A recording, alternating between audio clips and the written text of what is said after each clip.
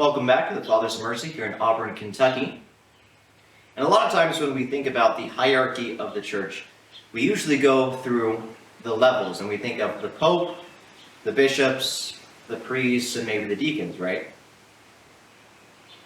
Well, there's actually another tier that exists between the Pope and the bishops, and it's actually not the cardinals.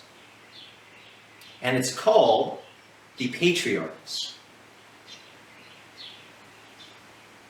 Now, the Patriarchs are those sees or those dioceses that are the most ancient, and most of them were established by the apostles.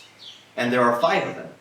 There is the Patriarchy of Jerusalem, there is Antioch, there is Alexandria, there is Constantinople, or now Istanbul, and then there is Rome. And the majority of these sees, these dioceses, were established by the apostles themselves. And so they are the most ancient of bishoprics.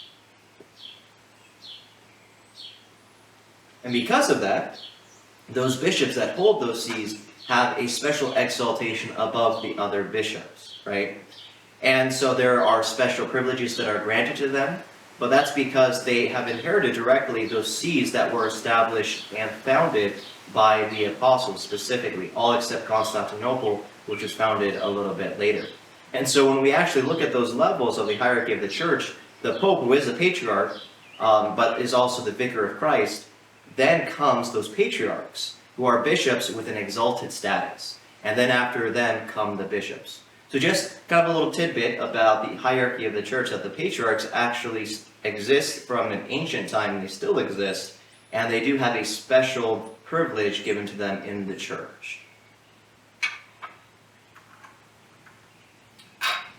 Dominus Vobiscum, benedicat vos omnipotens Deus, Pater et Filius et Spiritus Sanctus. Amen.